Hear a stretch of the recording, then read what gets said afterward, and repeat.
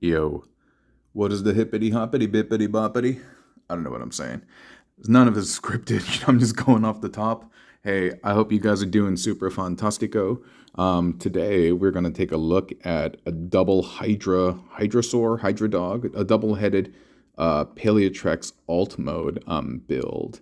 And so this was inspired by, so there's someone I follow on Instagram by the name of Kuromi Kitten, and she had created it was a wing finger and Paleotrex build, and it was like a rider and like a beast. And while I was building that, basically, I picked up some cues. Yeah, I learned some stuff, and that's why I always stress: go build people's stuff.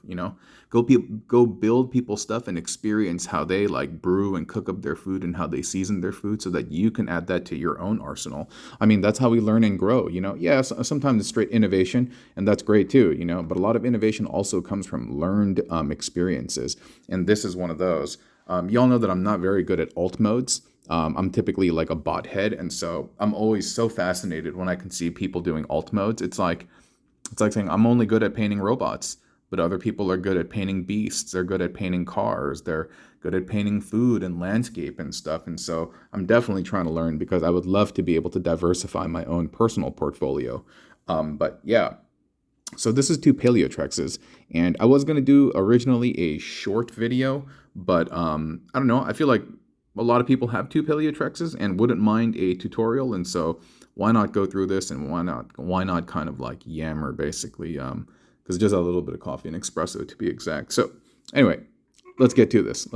So first of all, whenever you're watching this, I'm recording this on a Saturday morning, and so when you get this at noon Pacific, yo, it is hot off the press. It's fresh out the oven.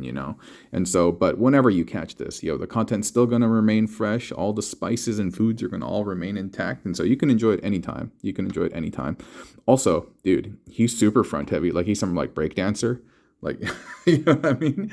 He's super front heavy. Like, the back feet are barely touching the ground, and actually, like, all the weight is being borne by borne by the two front legs. And so, how this is made is, let's pop this off first. That's a really tight fit. So here we have the thighs of the Paleotrex, right? This is the thighs of the Paleotrex, and then here's the dino head, buckler, robot head, and tail. And that's really cool. They become like these horns and things like that. And I really, really like this a lot. And so over here is we have the body. And in the body, dude, I love the way like the legs can splay out. And because of the pivot joints over here, like, the feet can still remain constantly planted on the ground, regardless of how you splay them out. Because there's a joint up here and a joint over here, so you can get them like that. You can get them all these really cool poses. I really, really enjoy that. It makes it feel so animated and like lifelike. I hope I've kept it on the camera this whole time. But yeah, so each of the legs are made the same. This is the calf of the Paleotrex, or sorry, the thigh, or depending on the robot. Okay, the robot calf and then the robot hand. Easy to understand, right? I'm just going to call this the hand and the calf. So you have the calf, hand, calf, hand, and I'm caffeinated. This middle portion is constructed by using one of those blades. Then in the darker two peg areas, that's where you're going to plug the front legs, and in the back you have the waist bit, the thighs and stuff, and naturally how it plugs in over here. And so yeah, that's plugged in right there. You extend that connector, and then you just plug that into another blade bit. And that blade bit's the same thing. You see how the legs are connected? And in the back, it's just the two Paleotrex, the spines of the tail. Let me get that all in there. A little bit, how was that pinged? I don't know. By the way, I hope you guys have been liking the new environment where I'm recording these videos, because there's ultimately like way more light, and yeah, it's just a better recording environment for me, and I have a lot more space too. I live in a small apartment, and there's a lot of noise. Like, if you watch some of my other videos, you've heard me probably say like, hey, busy noise from the street, but rent is cheap, something to that effect. Like I said, just sounds of life. But here, ain't nobody here, and like I said, I'm at the office right now. So after this, I'm gonna make a target run, but let me just kind of set this guy up. All right. And so he's kind of in his sit doggy, sit ubu, sit. Who knows that? Sit, Abu, sit. If you do, you're old like me. Sit, Ubu, sit. Good dog.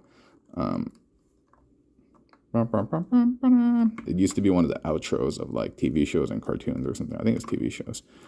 All right, man. My caffeinated self can't figure this. All right, I think that's good enough. I think that's good enough.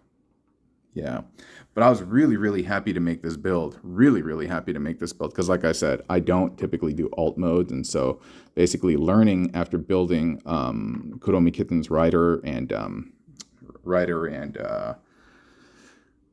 steed, it really gave me some insight and really kind of like helped me kind of like flex this different part of my creativity. So very happy about that. And it's not just Kuromi Kitten. Like there's a bunch of y'all who have sent me builds, and like I don't post all of them. I mean, yeah, I don't post all of them because there's a lot, and so. But I do build them every now and then, especially if I can't figure it out by looking at it, and certainly I'd learn from there. So for your collective feedback and input, truly do appreciate that. Yeah. I could go on and on about random stuff, but maybe I will save that for another video. I think probably 6 minutes, close to 7 minutes is good enough for this.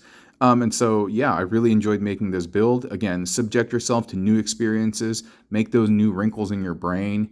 Get context, get perspective, and try to apply those things into your life in a very positive way. Yeah. It's like learning a martial art, but then you can use it for good or you could use it for evil, right? But yeah.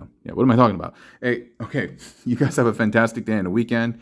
I'll probably drop 2 videos tomorrow. There's a bunch more I got over here. I might even drop another channel chat. Even though like the number of people who watch those to the end are like super abysmally low, but yeah, we'll see. We'll see how long I keep it going. All right, take care, y'all. Bye-bye.